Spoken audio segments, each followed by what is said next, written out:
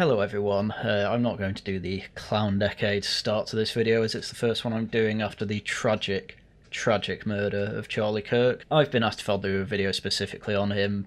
The answer is no. I don't really want to make a video specifically about that, and to be honest with you, everyone has already said what needs to be said about it. To be honest, there's nothing I can really add to it. It was a tragedy. Responding to this violence with more violence is a recipe for chaos. The whole point of this channel is to avoid the chaos.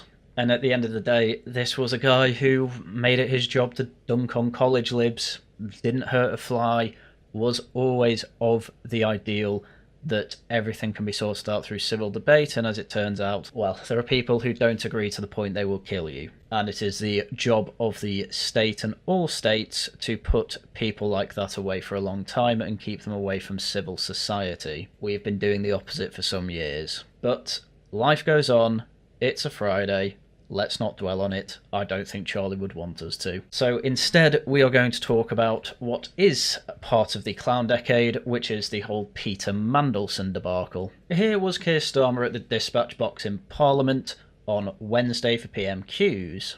Does the Prime Minister have full confidence in Peter Mandelson? Mr. Speaker, let me start by saying the victims of Epstein are the forefront of our minds. Now, you might be wondering, why is Epstein being brought up here? Well, that's because the media did their job and actually exposed that Peter Mandelson was very good friends with Jeffrey Epstein. There's plenty of pictures of them together, don't worry, we'll get into it. And as it turns out, he was actually on the side of, well, Epstein, you should actually fight all these charges about child sex trafficking, and having that, well, anywhere, frankly, in government is appalling, but specifically as your US ambassador, yeah, that's even worse. In fact, I may as well get these out of the way early. Peter Mandelson, for those who don't know, has been a relatively high-profile political actor since 1997, when he became a Member of Parliament. Actually, no, it was 1992 he became a Member of Parliament, for Labour, of course, and was a close ally of Tony Blair. He is a man who has been riddled with scandals in the past, though. In the 2009 expenses scandal, he was caught billing the taxpayer $3,000 for work on his constituency home, effectively to repair it. Why that should be done at the taxpayer expense, I don't know, but to be honest, it was one of the least worst parts of that scandal. This only gets worse. One of his biggest scandals had to do with not disclosing that he got an interest-free loan from aerospace CEO Jeffrey Robinson, who he was friends with through trade union since '79. Mandelson literally ringing Robinson to anxiously ask him if he would buy him a house, to which Robinson responded in the affirmative, signalling he would give the loan to Mandelson. He stated the loan was offered with no strings attached. Mandelson was in a hurry to buy a property, and Robinson stated Mandelson asked if Robinson was willing to help him find a location in Notting Hill, which is a very upmarket area of London of all places. Then again, this was back in the 90s when house prices weren't as ridiculous as they are now, but they are still, or were still ridiculous at the time, as the loan was about £375,000, or adjusted for inflation, £750,000 today. Long story short, this loan was obviously undisclosed in all the proper channels. The Guardian found out about it and published it, and Mandelson's reputation has not quite been the same since. And this isn't even the worst scandal he has had, because Epstein's been brought up, but we'll get into that. Another scandal he was involved in is inappropriate links to Russian oligarchs and had been lent private jets by Nat Rothschild. This was a particularly bad one because while he was the EU Trade Commissioner, Mandelson had been responsible for two decisions to cut aluminium tariffs, or aluminum for the Americans, that had benefited his Russian oligarch friends Deripaska's United company Rusal. Obviously, Mandelson, they denied that there was any conflict of interest. Gordon Brown obviously defended him, and Mandelson was definitely in Moscow just for diplomatic reasons, and he was not seeing any of his friends about aluminium tariffs. You talk about Tory sleaze and people voting Labour to get rid of Tory sleaze, but realistically, the Blair and Brown government was riddled with scandals that frankly were much worse than what was being thrown out about the Tories. There was also a scandal where he was alleged to have influence over pensions, in which Mandelson had a £31,000 pension upon reaching the age of 65 as being an EU commissioner, but this, according to Christopher Hope, was on the condition that he hold a duty of loyalty to the communities. And given that he was in a ministerial post that deals with business, enterprise and regulatory reform with the EU, is a conflict of interest to effectively not upset the EU so that he gets to keep his pension, since they can say he is not following his duty of loyalty to the communities. Anyway, Full Fact in 2019 then said that this was all false because the EU said, oh, well, we wouldn't take pensions off anyone who supported Brexit, for example. But it's interesting that it took 10 years for that to be clarified, I'll put it that way. So that was 3 scandals, and he got sacked for 2 of them. So Peter Mandelson's history is one of complete and utter sleaze, that he has got in deep trouble before. Somehow he keeps coming back. And obviously he came back again as US ambassador. And obviously you have the Trump state visit that is happening, I believe, next week. And, well, obviously Keir Starmer doesn't really care about these particular scandals or the ones that came out recently. You've got to keep the ambassador there because also he's got no political capital, R. Starmer. He just had to force Rayner to resign. He's trying to get his councillor to resign by poaching all her staff, but Rachel Reeves isn't getting the message. The man is not in a position, really, to run the government. He barely has a mandate. He has constant rebellions from his backbenches, and the economy's flatlined as of today. So long story short here, he has no choice but to try and defend him, despite the fact that Peter Mandelson, effectively, as we will get into, was quite the supporter of Jeffrey Epstein. Whatever. He was a despicable criminal who committed the most heinous crimes and destroyed the lives of so many women and girls. The ambassador has repeatedly expressed his deep regret for his association with him. He's right to do so. I have confidence in him, and he's playing an important role in the UK-US relationship. So yeah, that's mainly what we needed. Kemi Badenoch puts pressure on Starmer, and Starmer is forced into a position where he says, yes, I am fully behind the ex-nonce apologist, who, now that said nonce is dead, he's happy to throw him under the bus. It's very easy once they die, I suppose. Anyway, less than 24 hours later, where we were seeing news like this. Mandelson sacked, another devastating blow for the PM's authority. A PM publicly standing by the best pal of Jeffrey Epstein yesterday was a pathetic spectacle and possibly the most damaging blow to his moral authority so far. He never had moral authority, really. He was voted in on the basis that, oh, well, we've had 14 years of Tory sleaze, now we'll put Labour in, basically because Tory voters don't want to vote Tory and didn't feel up to voting reform quite yet. I think that's changing quite rapidly, of course. And I think at this point you're going to get people who are actively going to try and tactically vote against Labour because of this, whether by voting for the left or for reform, of course. So Peter Mandelson has been sacked as Britain's ambassador to Washington, in yet another devastating blow for Starmer's authority. After the Prime Minister spent PMQs yesterday publicly defending Lord Mandelson, and I just showed a bit of a taster of that, this morning the Foreign Office confirmed he will be removed from the top diplomatic role with immediate effect. A spokesman said in light of the additional information in emails written by Mandelson, the PM has asked the Foreign Secretary to withdraw him as ambassador. The emails show the depth and extent of Peter Mandelson's relationship with Jeffrey Epstein is materially different from that known at the time of his appointment. In particular, Peter Mandelson's suggestion that Epstein's first conviction was wrongful and should be challenged is new information. In light of that, and mindful of the victims of Epstein's crimes, he has been withdrawn as ambassador with immediate effect. And responding to this, Tory Neil O'Brien blasted the scandal as yet another extraordinary error of judgment by this weak Prime Minister. This raises massive questions. It is not just that Peter Mandelson said that Epstein was his best pal and that he loved him. It wasn't just that he brokered for a deal for him while he was business secretary. We now know he was working for Epstein's early release after he was convicted. And this might all sound quite mad, but I'm just going to go through the emails in a little bit, but, you'll have to wait for that. But it is absolutely crazy how this has happened, and not only that, how it was defended. Anyway, it was also reported that a secret memo in which Lord Mandelson urged Tony Blair to meet Epstein while Prime Minister was blocked by the government from becoming public. Mandelson seems very involved with this Epstein fella, I have to say, and even tried to get, of course, Tony Blair to meet with him and was publicly defending him. So in 2002, the memo, Mandelson argued that a meeting would be helpful to Blair given Epstein's business interests and connections, and said it would be safe for the Prime Minister. This was due to be released as part of the standard National Archives disclosure, but officials recommended keeping it a secret because it would harm Britain's relations with the US. Wow, this has all just gone swimmingly, hasn't it? Again, this was released between PMQs and obviously the news from yesterday morning that Mandelson had been sacked. Well, I mean, actually, we should talk about that. Has Mandelson been sacked? Because once again, according to Express journalist Christian Calgi, Peter Mandelson hasn't actually been sacked. He's only lost his posting as ambassador, and he's still a government employee and potentially still on the payroll. FCDO refusing to answer as it's an HR issue, okay, sorry, HR, but long and short is that Epstein's best pal is still a government employee. So while they're saying he's been sacked, he has simply lost the post of ambassador, but is still working for the Foreign Office from the sounds of it. And if that wasn't bad enough, it turns out, this was all new information.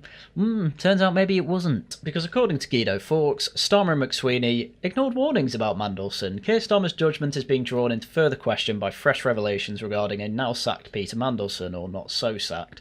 Sky News' Sam Coates heard from two sources that intelligence services raised concerns about Mandelson's appointment, concerns which were overridden by Downing Street. A Downing Street source tells Guido that the PM and Morgan were both fully advised at the time of his appointment and adds it is mad that they decided to proceed anyway. Starmer's spokesman weathered a bruising one-hour brief with journalists today in which very few details about what Starmer knew and when emerged.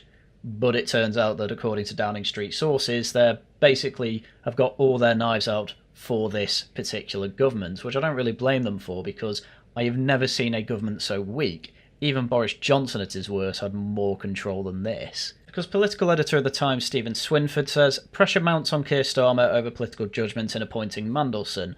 Mandelson told his vetting officer he had continued his friendship with Epstein for many years and that he deeply regretted doing so and feels ill-treated by Starmer. Cabinet ministers are questioning Starmer's judgment. It was obvious from the start that Mandelson was the wrong choice. It was just a matter of time. It's so damaging. And others said it should have been obvious that Mandelson's resignation was inevitable. Mandelson refused to resign, so Starmer sacked him. Concerns in Foreign Office, Mandelson would not go quietly. So it basically looks like Starmer is on very, very weak foundations. This Mandelson scandal, not inquiry, is just yet another straw for the camel's back. And not only that, they are trying to add more and more straws and take Starmer down because, well, why wouldn't you when consistently in the polls you're showing that you can barely reach 20%? Same thing's going to happen with the Tories, by the way. Kemi is not surviving, there's no way. Whereas basically everyone in Reform's really happy with the top team as it stands, so well, there you go. Anyway, Bloomberg had a whole expose on all the ridiculous emails sent between Epstein and Mandelson, and yeah, we're just going to have a quick review of them because, yeah, they're pretty bad. With the most recent release obviously being the birthday book that I believe was given to Epstein with a load of fond memories and, well, Mandelson's in it, saying that wherever Epstein is in the world, he remains my best pal, and leaving you with some interesting friends to entertain instead. With, well, what I guess can just be described as some odd pictures. I don't particularly know why Mandelson's in a dressing gown in the left-hand side, and I don't know what is going on the right-hand side either, but,